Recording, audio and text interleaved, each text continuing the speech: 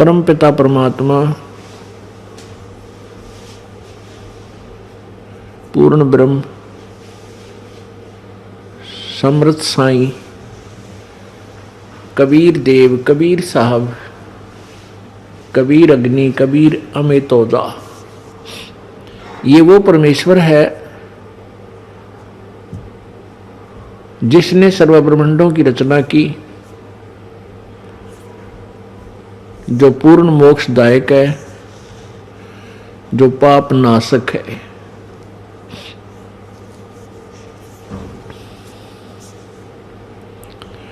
ये परमात्मा, वो पूर्ण ब्रह्म अपनी महिमा बताने के लिए, यथार्थ ज्ञान देने के लिए स्वयं ही इस काल के लोक में आते हैं। और इस काल भगवान ने अर्थात काल रूपी ब्रह्म ज्योति निरंजन ने सर्व प्राणियों को मिसगाइड किया हुआ होता है। अपने नकली दूत भेजकर, अपने संदेश वाहक भेजकर, संत भेजकर, वो नकली संत बनाकर पूरे मार्ग, पूरे समाज को, मानव समाज को शास्त्र विरुद्ध साधना के ऊपर आरूढ़ किया हुआ होता है। उसमें परमेश्वर आते हैं, परमात्मा की सतिथि को पुनः स्थापित करते हैं।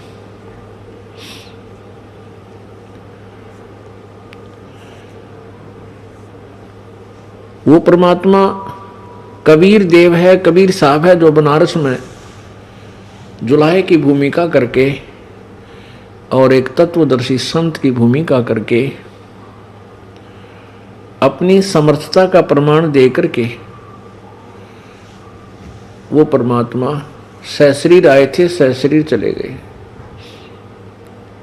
क्योंकि ये परमात्मा है जो कभी मां से जन्म नहीं लेते, क्योंकि सभी प्राणियों के निर्माता, जन्मदाता यही है।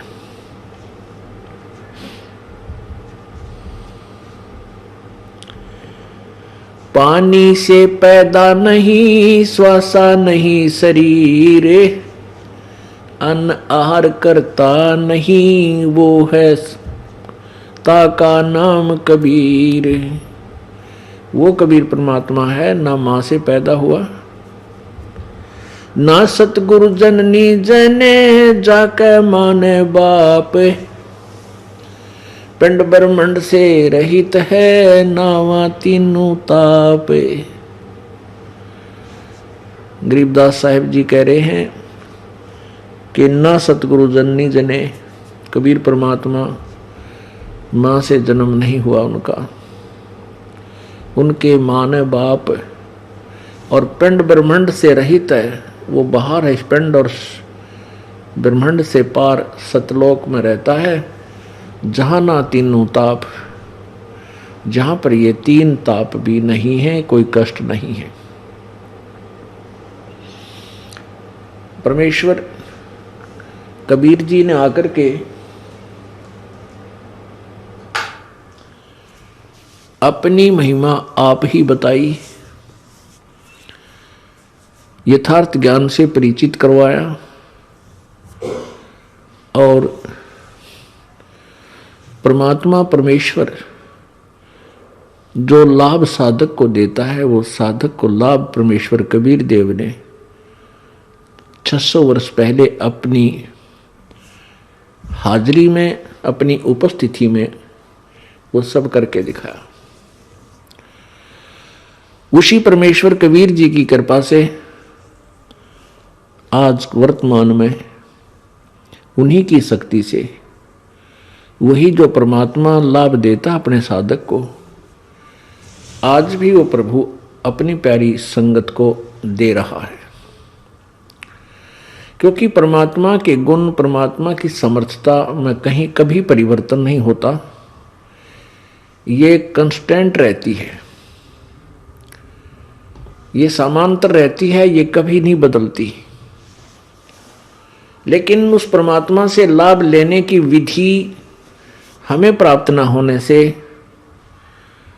हम शास्त्र विरुद्ध साधना करने लगे, और शास्त्र विरुद्ध साधना करने से हम ईश्वरीय लाभ से वंचित रहे, जिस कारण से हम जो लाभ हमने परमात्मा से लेने की इच्छा की थी वो उन संतों साधकों के द्वारा बताए गए मार्ग से हमें नहीं मिला। फिर हमने वही लाभ जैसे धन प्राप्ति, ऐश्वर्य के साधन, हमने चोरी, ठगी, मिलावट, रिश्वतखोरी से चाहा। ये हमारा तरीका गलत था। अनुचित तरीका, अनुचित विधि है ये, जिस कारण से लाभ तो दूर रहा, पाप अक्सीड हो गए, पाप बढ़ गए। और उन पापों का परिणाम ये मिला है कि अब हम किसी का कोड लाग रहा है, किसी की टांग कट गई, किसी की आंख फूट गई, किसी को कैंसर है, किसी को और मानसिक परेशानियां हैं। ये हमने और ज्यादा समस्याएं उत्पन्न कर ली। हम परमात्मा सबसे पहले भगवान की पूजा करते हैं, इसलिए करते हैं कि परमात्मा के गुणों में लिखा है कि वो कष्ट निवारण करता है, दुखी प्राणी को सुखी करता है, निर्धन को धनवान बनाता है, कोढ़ी को स्वस्थ काया देता है, शरीर देता है। किसी भी प्रकार की कोई भी आपत्ति क्यों ना हो, परमात्मा उसको दूर करता है। ये उसका विधान है और सत्य है।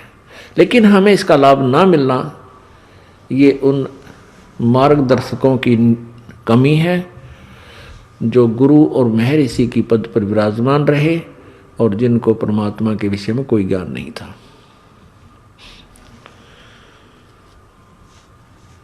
अब पुण्यात्माओं, वर्तमान में सब शिक्षित समाज है।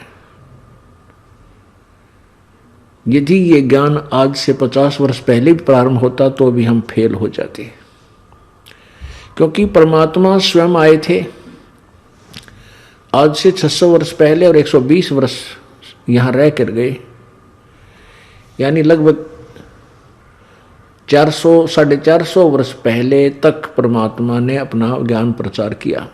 लेकिन उन पूर्ण परमात्मा, पूर्ण ब्रह्म समर्थ शक्ति को भी इन नकली गुरुओं और इनके स्वार्थी अनुयायियों ने उस भगवान के ज्ञान को जनता तक नहीं जाने दिया, यथार्थ ज्ञान को जो आज आपके पास पहुंच रहा है। उस समर्थ शक्ति को भी उन्होंने फेल कर दिया। अब ये शब्द ऑकवर्ड सा लगता है मुझदास को कि उस समर्थ शक्ति को फेल तो नहीं कर सकते थे, नहीं कर सके, लेकिन शिक्षित समाज ना होने के कारण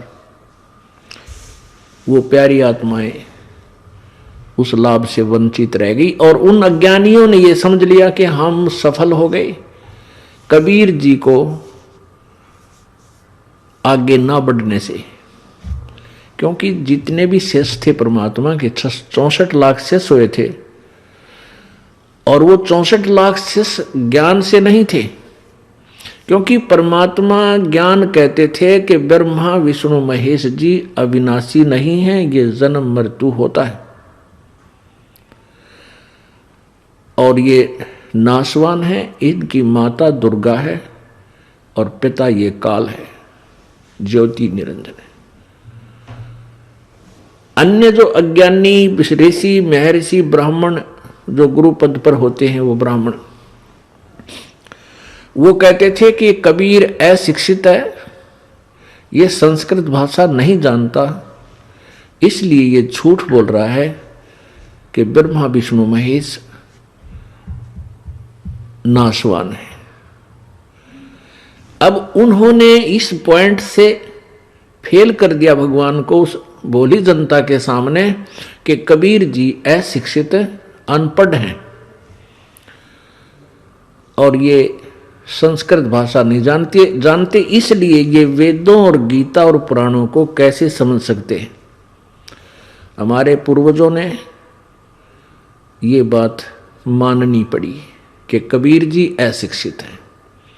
और सभी सदग्रंथ 18 पुराण, उपनिषद, पवित्र चारों वेद, पवित्र श्रीमद् भगवद गीता जी, ये सभी संस्कृत भाषा में लिपिबद्ध थी।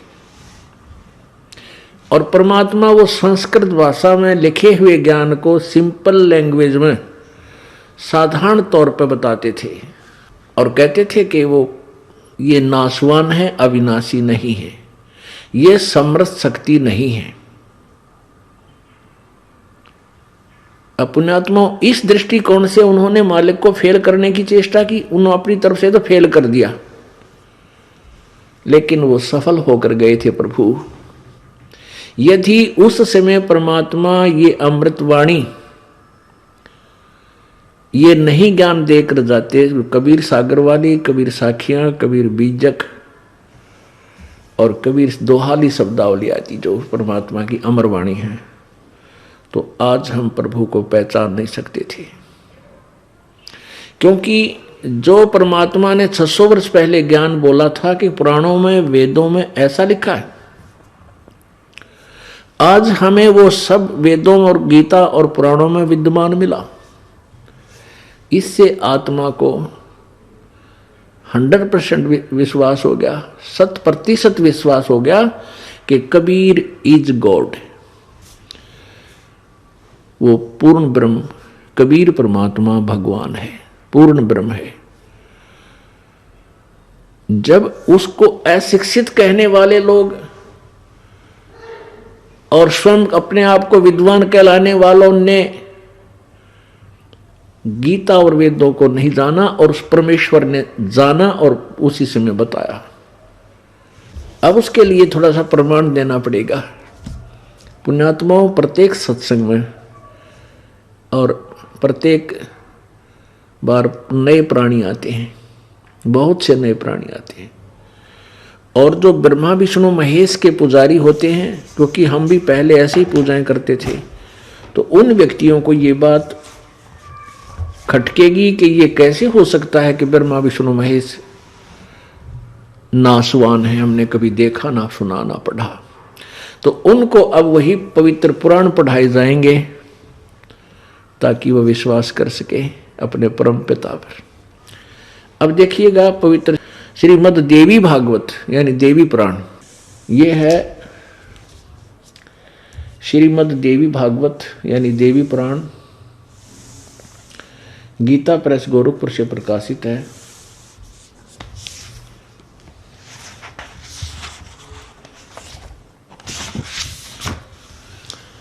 संपादक है हनुमान प्रसाद पोदार, चिमन लाल गोस्वामी।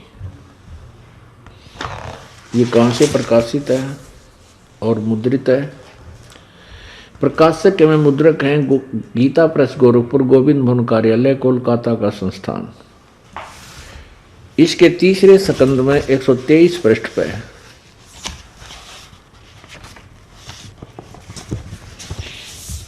ये 123 पृष्ठ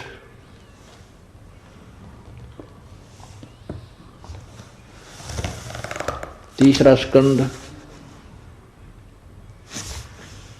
अब यहां भगवान विष्णु अपनी माता दुर्गा की महिमा सुना रहे हैं।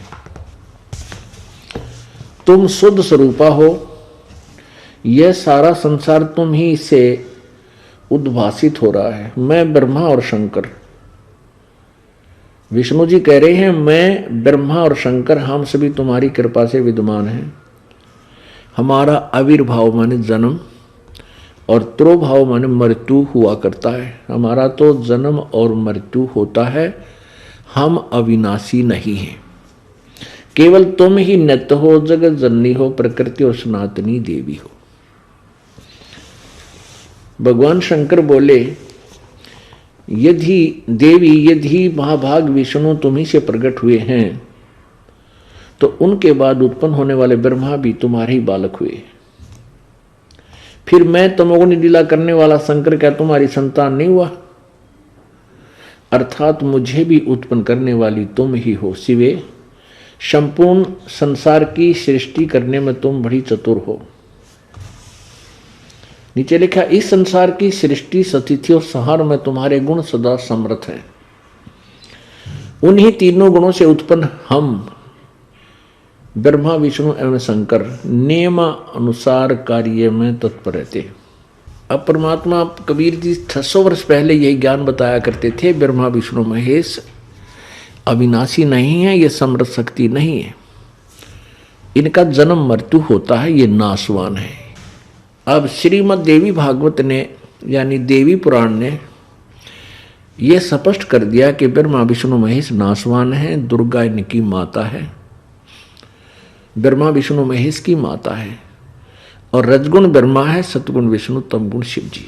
और दूसरा ये भी सिद्ध कर दिया कि ये कहते हैं हमें तो जो आज्ञा मिलती है नियमित कार्य ही कर सकते हैं, जो हमें आदेश दिया जाता है उसमें हम कोई परिवर्तन फेरबदल नहीं कर सकते।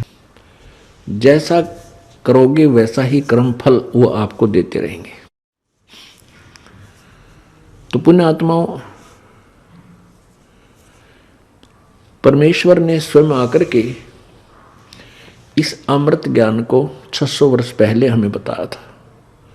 परमेश्वर कहते थे कि वेद मेरा भेद है, चारों वेद मेरा ही गुणगान करते, मेरी महिमा बताते, पर मैं ना वेदन के माही, और जौन वेद से मैं मिलूं वो वेद जानते नहीं।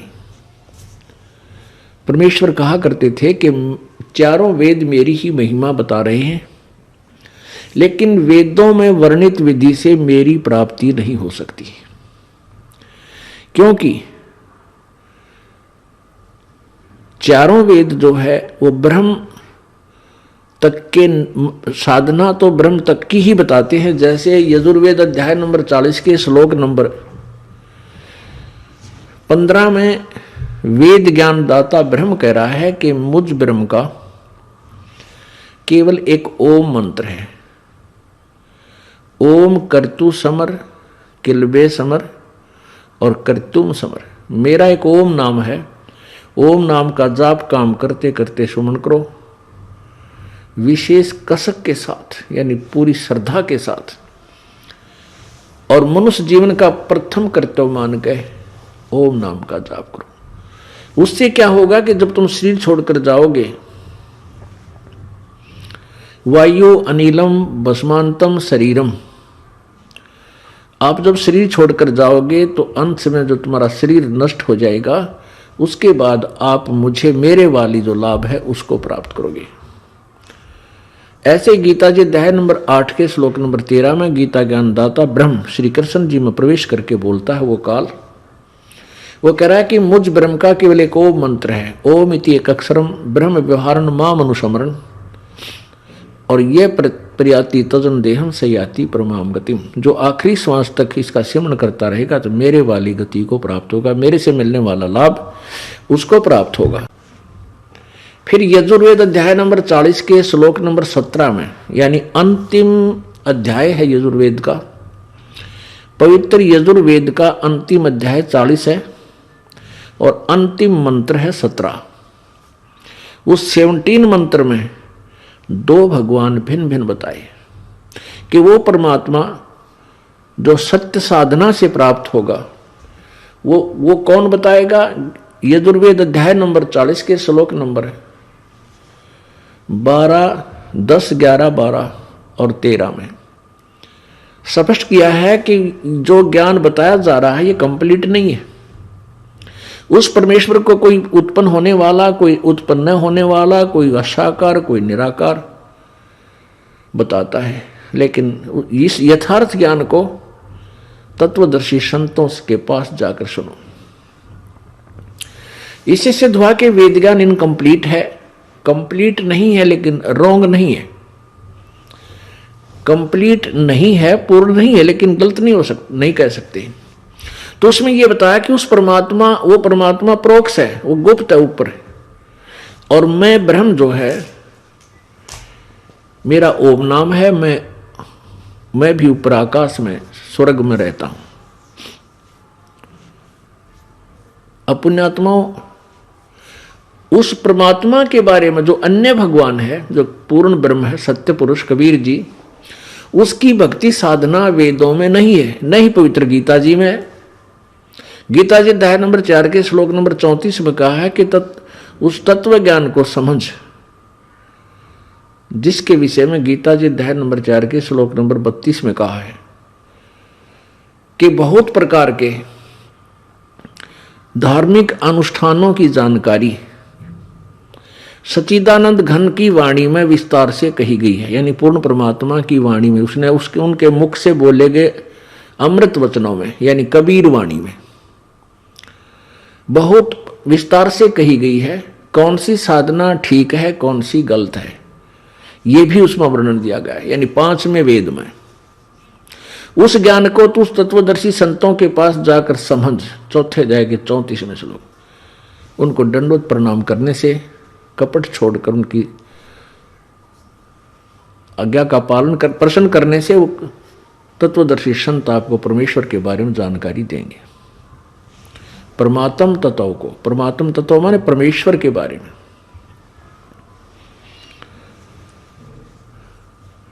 अब इससे सिद्ध है कि गीता जी का ज्ञान इनकम्प्लीट है। गीता ज्ञानदाता कहता मैं नहीं जानता कंप्लीटली, मैं अपने विषय में बता रहा हूं कि मेरा ओम नाम है, 8वें अध्याय के 13वें श्लोक में। और फिर कहता है कि पूर्ण मोक्ष तुझे चाहिए, तो 8वें अध्याय के 18वें अध्याय के 62वें श्लोक में कहा कि सर्वभाव से उस परमेश्वर की शरण में जा, उसकी कृपा से ही तू परम शांति और शाश्वत स्थान यानी सत्यलोक, शाश्वतम स्थानम, सनातन परम धाम यानी सत्यलोक को प्राप्त होगा। गीता जी अध्याय नंबर 15 के श्लोक नंबर 4 में कहा कि जब तत्वदर्शी संत तुझे मिल जाए उसके पश्चात उस परमेश्वर के परम पद की खोज करनी चाहिए, जहां जाने के बाद साधक फिर लौटकर कभी संसार में नहीं आते, यानी उनका पूर्ण मोक्ष हो जाता है। और जिस परमेश्वर ने सब ब्रह्मांडों की रचना की है, तो उस परमात्मा के पाने की विधि क्या है गीता जी में वर्णित नहीं है, गीता जी ना वेदों में वर्णित है। गीता जी अध्याय नंबर 17 के श्लोक नंबर 23 में कहा है,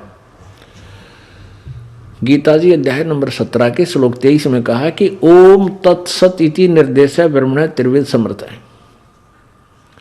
ब्रह्मण माने पूर्ण परमात्मा का, सच्चिदानंद घन का की प्राप्ति का। ओम तत्सत केवल ये 3 मंत्र का जाप और 3 विधि से ही इसका सेवन होता है, इसका ही निर्देश है। निर्देश माने फाइनल फैसला, डायरेक्शन, और कुछ नहीं है। तो इसमें क्या है कि ओम तो सीधा ही गीता जी वाला जो 8वें अध्याय के 13वें श्लोक में अपने बारे में बताया ब्रह्म ने, ये तो ब्रह्म का जाप है। और तत् और सत्य ये सांकेतिक हैं, गुप्त हैं, ये दास बताएगा और कोई नहीं बता सकता और ना कोई अधिकारी है।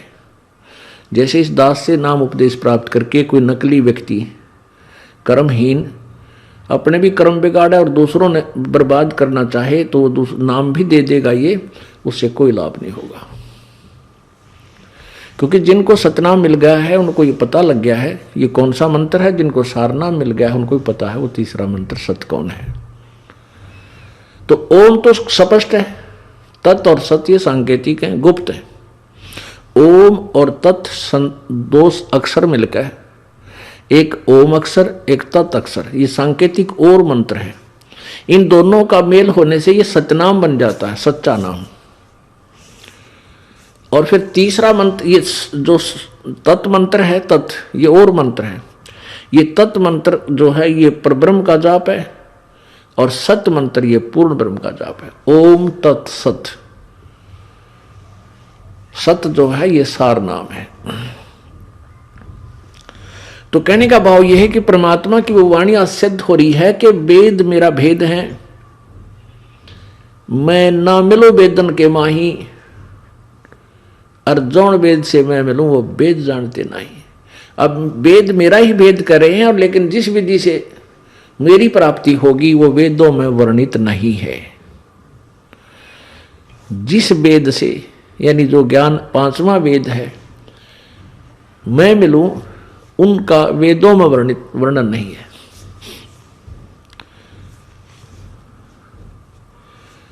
पुण्यात्माओं, अभी तक परमात्मा को निराकार बताते रहे। जितने भी ऋषि महर्षि या सतलोक की महिमा सुनाने वाले सतलोक में परमात्मा को निराकार बताते थे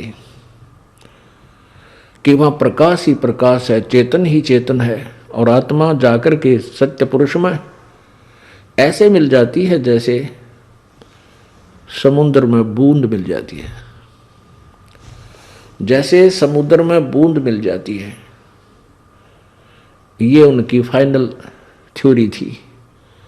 जबकि अब पता चला परमात्मा के ज्ञान से कि परमात्मा सशरीर है, सत्यलोक में रहता है, वहां से चलकर गति करके आता है, अपने तत्व ज्ञान को, अपनी प्यारी आत्माओं को, जो अच्छी आत्माएं हैं, उनसे मिलता है पहले आकर के, और उनको अपना गवाह बनाता है।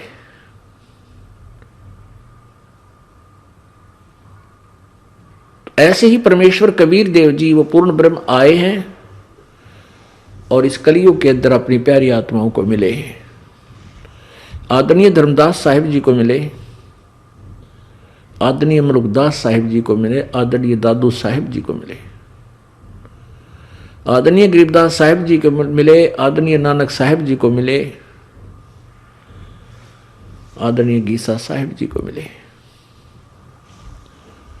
और आदरणीय महर्षि रामानंद जी को मिले। और इन सभी को अपनी सतीथि से परिचित करवाया, सतलोक के दर्शन करवाए।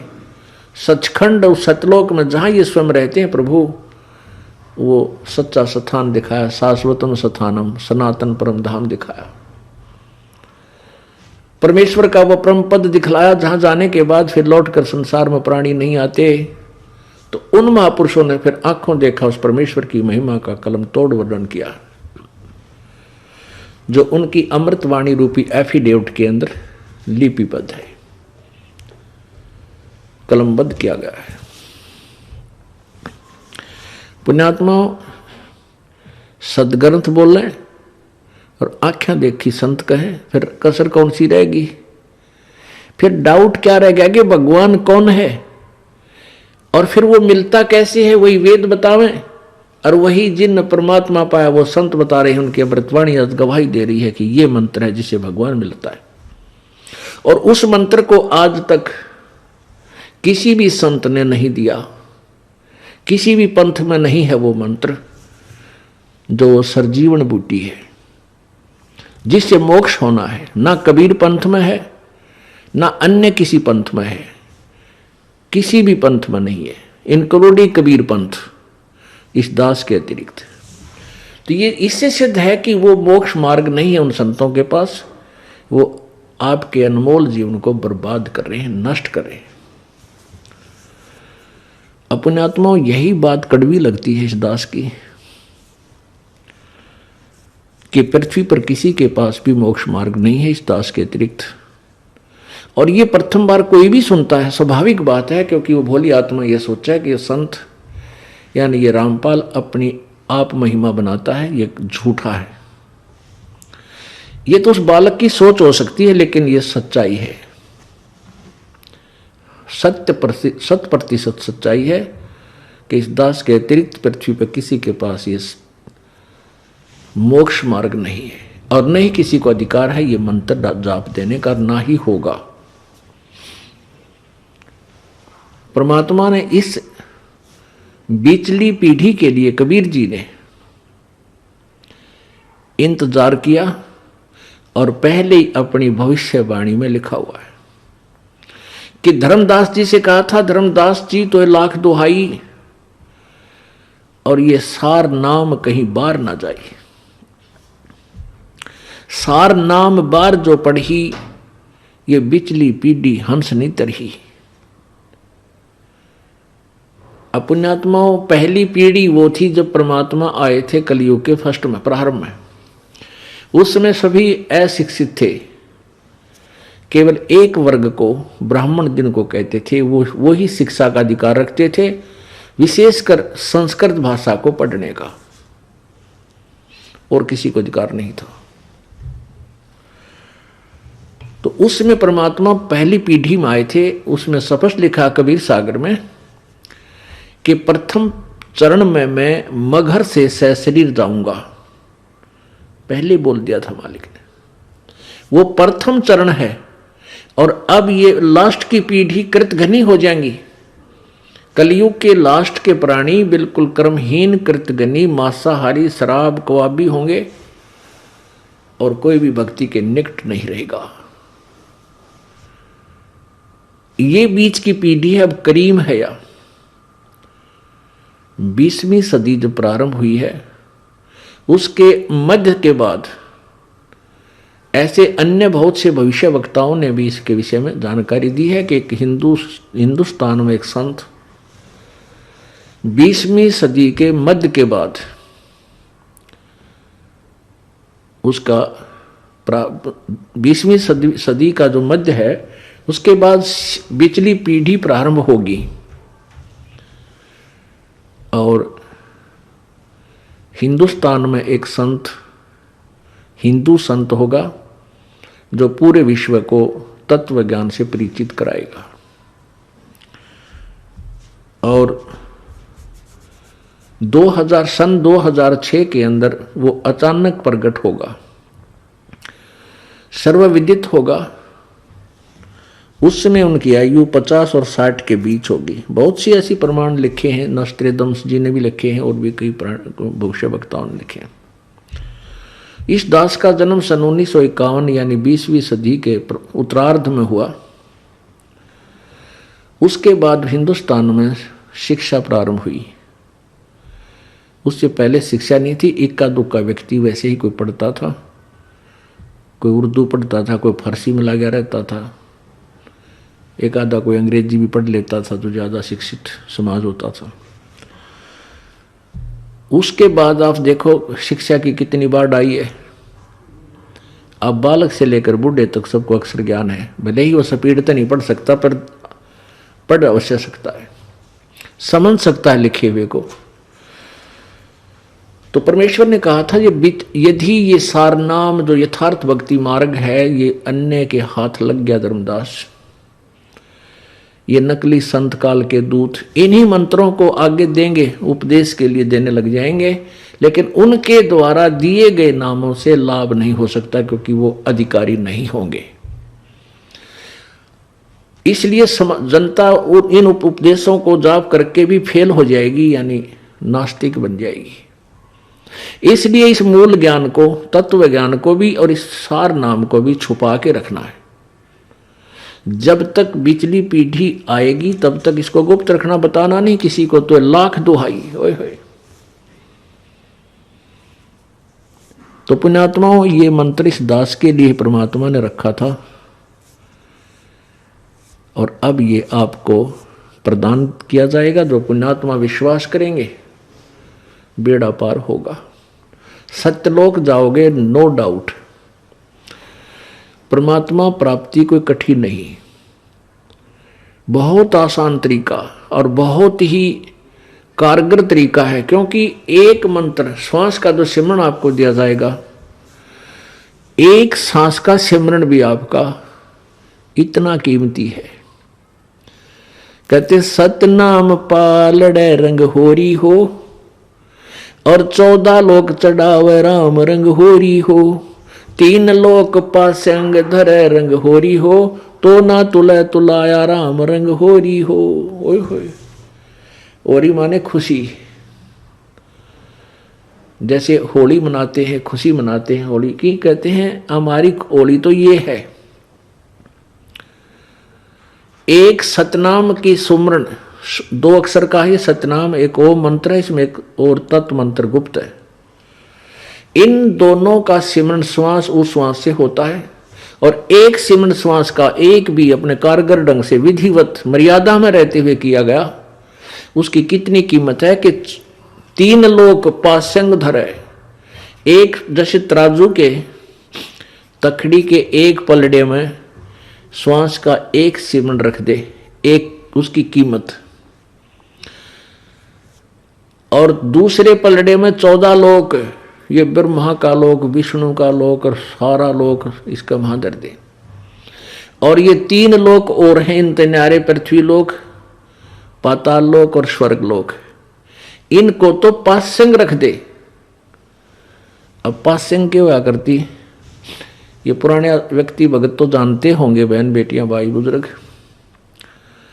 कि पहले ये देसी तकड़ी हुआ करती, हाथ से पकड़ा करते, उनके बीच में एक डंडे का लट बांध लिया करते, धागा सा मोटा जो रस्सा, और दोनों तरफ पलड़े लटकाया करते थे। तो उनमें अनबैलेंस्ड होते थे वो, कई बार उसमें त्रुटि होती थी। उसको बैलेंस करने के लिए, उनको सुचारू करने के लिए जो सामान तोला करते थे, जैसे कोई गुड़ तोला है या गेहूं तोलता है, सौदा करने गया है व्यापारी सौदागर, तो वो क्या करता था कि उस बैलेंस करने के लिए उस तराजू को उसी सौदे में थे, जैसे 20 बोरी 20 क्विंटल गेहूं खरीदने हैं और इस तराजू से तोला करते। उस तराजू में डिफेक्ट होने के कारण उस तराजू में गेहूं उठाकर 1 मुट्ठी 2 मुट्ठी यानी पाइया 10 ग्राम 100 ग्राम दूसरी तरफ रख देते थे, उसको बैलेंस बनाने के लिए। वो सौदे में नहीं आते थे।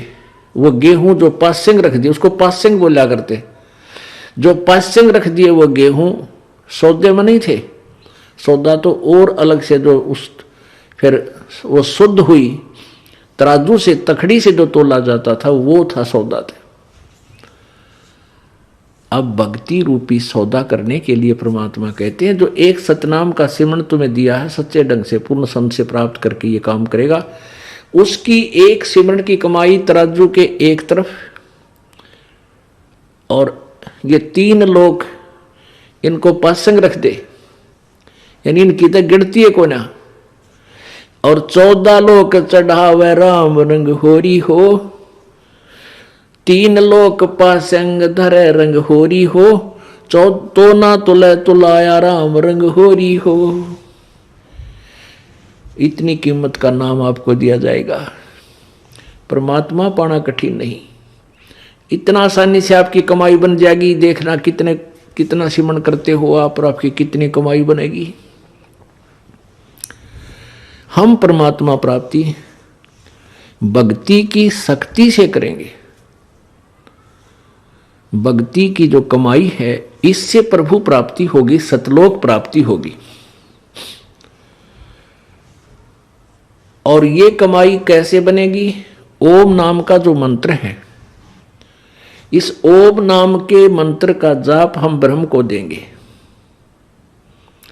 ज्योति निरंजन को छोड़ देंगे, इसकी कमाई हम इसको दे देंगे। क्योंकि गीता जी अध्याय नंबर 18 के श्लोक नंबर 62 में कहा कि अर्जुन यदि तुमने पूर्ण मोक्ष चाहिए तो उस परमेश्वर की शरण में जा, जिसकी कृपा से तू परम शांति और सतलोक प्राप्त करेगा, सनातन परम धाम को जाएगा। उसके लिए 18वें अध्याय के 66वें श्लोक में कहा है कि सर्वधर्मान प्रीतज माम, गीता जी में सर्वधर्मान प्रीतज माम एकम शरणम व्रज अहम तवा सर्व पापे भय मोक्षामि मासुच। अब यहां गीता अनुवादकर्ताओं ने अज्ञानतावश व्रज का अर्थ आना कर दिया, जबकि व्रज का अर्थ जाना होता है। जैसे अंग्रेजी का शब्द गो माने जाना होता है, तो उसका अर्थ कोई आना करता है तो व्यक्ति वो गलती कर रहा है। गो का अर्थ कम नहीं हो सकता। अब ये अज्ञानतावश इन्होंने व्रज माने जाना कर दिया, आना कर दिया, जब ये व्रज माने जाना होता है। इन्होंने क्या किया है कि तू सभी धार्मिक कर्मों को छोड़कर मेरी शरण में आ जा। अब उसकी शरण में तो खड़ा था, वो तो ज्ञान दे रहा है काल। उसका अर्थ ये बनता है सर्वधर्मान प्रीतज माम, मेरे सतर की यानी ओम नाम की कमाई और ये यज्ञ 5 इनकी कमाई जो साधना है, ये भक्ति धन मुझे छोड़ दे। हम क्या करते थे? ओम नाम का जाप करते रहे ऋषि महर्षि, और उसकी कमाई स्वर्ग में जाकर खाते रहे देवता बनकर। उसके बाद हम 84 लाख योनियों में गिर जाते अपनी पुण्य कमाई बर्बाद करके। अब हम इसको वेस्ट नहीं करेंगे, हम इस भक्ति को खराब नहीं करेंगे। ओम नाम के जाप की कमाई यानी भक्ति बल, भक्ति की शक्ति हम किसको देंगे? काल को दे देंगे, ब्रह्म को देंगे। जैसा ये कह ही रहा है कि सर्वधर्मान प्रीतज माम, सब मेरे सतर की जो पूजा है मुझ में छोड़। एकम शरणम व्रज, एकम माने अद्वितीय, जिसके बराबर दूसरा ना हो, उस परमेश्वर यानी सर्वशक्तिमान की शरण में जा। व्रज माने जा। और तब मैं अहम तवा सर्व पापे भ्यामोक्षामि, फिर मैं तुझे सब पापों से मुक्त कर दूंगा। मां शुच, तो चिंतित ना हो। क्योंकि अर्जुन सुनता आ रहा है गीता जी के ज्ञान को और कह रहा है, ब्रह्म भी कह रहा है कि गीता ज्ञानदाता कहता है अर्जुन तेरी भी मृत्यु होगी, मेरी भी होगी। वो परमात्मा कोई और है, तो उसके लिए कह रहा है कि तूने यदि पूर्ण मोक्ष चाहिए तो उस तत्वदर्शी संतों की खोज कर, उनसे भक्ति विधि प्राप्त कर। उसके बाद जो ओम नाम की कमाई है वो मुझे छोड़, मेरी दे जा। फिर हम क्या करेंगे? ओम नाम के मंत्र की जो कमाई होगी काल को दे देंगे। इसके प्रतिफल में ना यहाँ देवता बनाएंगे, ना इसके स्वर्ग रूपी होटल में हमने मौज मस्ती मारनी। हमने नहीं चाहिए ये कमाई, वो स्वर्ग नहीं चाहिए। तो फिर ये हम इसका ऋण उतार देंगे, हमारे ऊपर कर्ज है इसका कर्जा देंगे। पुण्यात्माओं, आप विमान में बैठकर जाते हैं और दिल्ली से बंबई 1500-1600 किलोमीटर है, वहां से वहां तक लगभग एक साइड का 7000 रुपये किराया है। उस जहाज में अच्छी चाय मिलेगी, उस हवाई जहाज के अंदर ही आपको भोजन मिलेगा। शाम का समय होगा या सुबह का होगा, था दोपहर का, और प्रत्येक सुविधा होगी और जहाज आपको वहां छोड़ देगा। पुण्यात्माओं, 1500 किलोमीटर सफर में 7000 रुपये देने पड़े। और ये पृथ्वी जो है ये जहाज की तरह ऐसे ही सफर कर रही है। ये पृथ्वी स्वयं बहुत तेजी से चल रही है, जैसे वायुयान चलता है। और ये पृथ्वी काल भगवान की है, इसने तप करके प्राप्त कर रखी है। और हम अपनी नालायकी इसके साथ इसके ब्रह्मांडों में आगे, उस समय हमारी पुण्य कमाई हमारे साथ थी, उसके लिए इसने हमें स्वर्ग में रखा, ऊपर के लोकों में, अपने होटल में। और फिर इसने अपना वो ब्याज समेत वो लेना शुरू किया ऋण, और कहा तुम्हारे ऊपर कर्जा है मेरा, ये तुम्हारी पूंजी खत्म होगी, चलो पृथ्वी लोक पे। अब यहां है तो यहां सारी सुविधाएं इसने दे रखी है, सुंदर आहार दे रखा है, शीतल वायु बह रही है, बड़ा सुंदर जल, मीठा जल, झरने बह रहे हैं, पृथ्वी में जल दे रखा है, काजू किस्मत सेब संतरे, ये सब मेवा और फल आपको प्राप्त करवा रखे। खाओ पियो मौज करो, और उसका सब का अकाउंट आपके ऋण में लिखता रहता है। और फिर साधना बता दी है कि ब्रह्म मेरा ओम नाम है, इसकी जाप करो। उसके साथ साथ फिर इसने भ्रमित करने के लिए और भी बहुत सी साधनाएं बता दी, जिससे सिद्धियां आ जाती हैं। तो हम क्या करते रहे? अपने ओम नाम का जाप करते थे। पहले सभी एक ही साधना करते थे, एक जैसी। ये तो बिजली गिरी है कलयुग में, जितने मुंह उतने मंत्र, जितने संत उतने मंत्र, उतने ही जाप, उतना ही ज्ञान अलग अलग। काल ने करवाना था कि अब ये बिजली पीढ़ी का समय आओगा और परमेश्वर आएंगे। अब परमेश्वर ने खुद कहा है कि 12वां पंथ जो गरीबदास जी का पंथ है, कबीर पंथों में गिना जाता है, उसमें आगे चलकर मैं ही आऊंगा और सब पंथों को नष्ट करके एक ही पंथ चलाएंगे। तो अब ये सभी पंथ नष्ट हो जाएंगे, क्योंकि उनके सबके ज्ञान की सतिथि आपके सामने प्रकट कर दी गई है। वो क्या नाम देते हैं, क्या जाप बताते हैं, क्या उसे उपलब्धि होगी। तो जो प्रसंग चल रहा है कि काल ने क्या किया है कि हम यहाँ साधना करते रहे, ओम नाम के जाप की कमाई, यज्ञ धर्म करते पुण्य स्वर्ग में, और जो ओम नाम की कमाई महास्वर्ग में यानी ब्रह्मलोक में, उसके बाद नरक में, क्योंकि यहाँ दोनों भोग भोगने पड़ते हैं, पुण्य भी और पाप भी। जब तक पूर्ण परमात्मा कबीर जी की साधना हमें पूर्ण संत से नहीं मिलती, तब तक पाप नष्ट नहीं होते, वो पाप भोगने पड़ते हैं। तो हम क्या करते रहे, अपने पुण्यों को स्वर्ग महास्वर्ग में समाप्त करते, पाप नरक में, फिर 84 लाख योनियों में धक्के खाते रहे। अब हम क्या, ये खुद कहता है सर्वधर्मान प्रीतज माम 18वें अध्याय के 66वें श्लोक में श्रीमद् भगवत गीता में, सभी मेरे सतर की पूजा मेरे को छोड़ दे, उसे एक सर्वशक्तिमान की शरण में जा, उसकी कृपा से ही तू परम शांति और 757 सतलोक को प्राप्त होगा, सनातन परम धाम को प्राप्त हो जाएगा। फिर क्या कहता है, सर्वधर्मान प्रीतज माम एकम शरणम व्रज अहम तवा सर्व पापे भ्या मोक्षामि माशुच।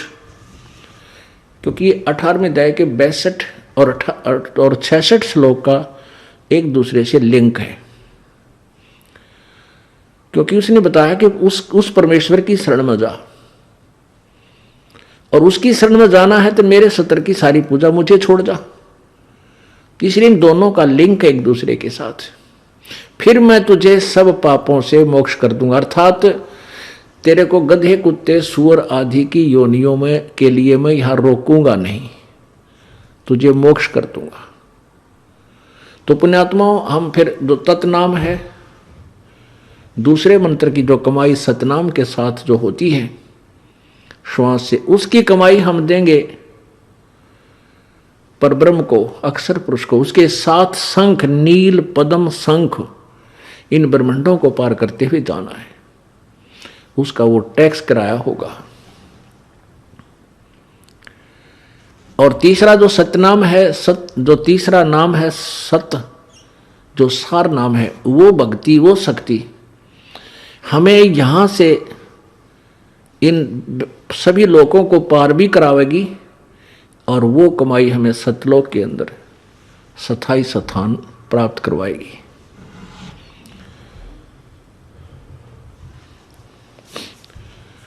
पुण्यात्माओं, जब तक हम सत भक्ति से परिचित नहीं होंगे, तब तक हम ऐसे ही भ्रमते रहेंगे और इस काल के जाल में फंसे रहेंगे, काल का दाव लगा रहे। अब उस परमात्मा की भक्ति ना करके जो हम अन्य देवताओं की पूजाएं करते हैं,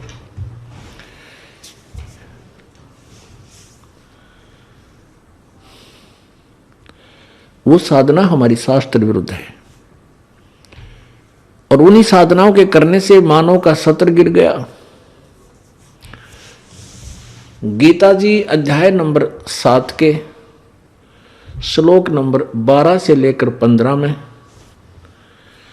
और 20 से लेकर 23 तक अन्य देवताओं रजगुण ब्रह्मा, सतगुण विष्णु, तमगुण शिव जी की जो पूजाएं की जाती है वो व्यर्थ बताई है। पुण्यात्माओं, हम गीता जी को पढ़ा करते थे और गीता जी हमारे लिए शिरोधार्य थी, और ये मानते थे कि गीता जी में जो ज्ञान दिया वो बिल्कुल 100% यानी 100% सत्य है। लेकिन हमें ये नहीं मालूम था कि गीता जी में हमें बता क्या रही है, क्योंकि जिन्होंने इन गीता जी का अनुवाद किया वो भी समझ नहीं सके, अनुवाद अवश्य कर दिया उनका। अब एक बात याद रखने की है कि गीता जी का ज्ञान श्री कृष्ण जी में प्रवेश करके ब्रह्म ने बोला, ज्योति निरंजन ने बोला, काल ने बोला। जो गीता जी अध्याय नंबर 11 के श्लोक 32 में कहता है कि मैं काल हूं और सबको खाने के लिए अब प्रवृत्त हुआ हूं। ये कौन है? ये ब्रह्मा विष्णु महेश का पिता है और दुर्गा ब्रह्मा विष्णु महेश की माता है। अभी आपको सिद्ध किया था श्रीमद् देवी भागवत में, यानी देवी पुराण में। अब रजगुण ब्रह्मा है, सतगुण विष्णु है, तमगुण शिव जी। और ये ब्रह्मा विष्णु महेश से भिन्न है, इनसे अलग है, इनका पिता है, ये सिद्ध करने के लिए आपको एक प्रमाण देते हैं श्रीमद् देवी भागवत संस्कृत वाली।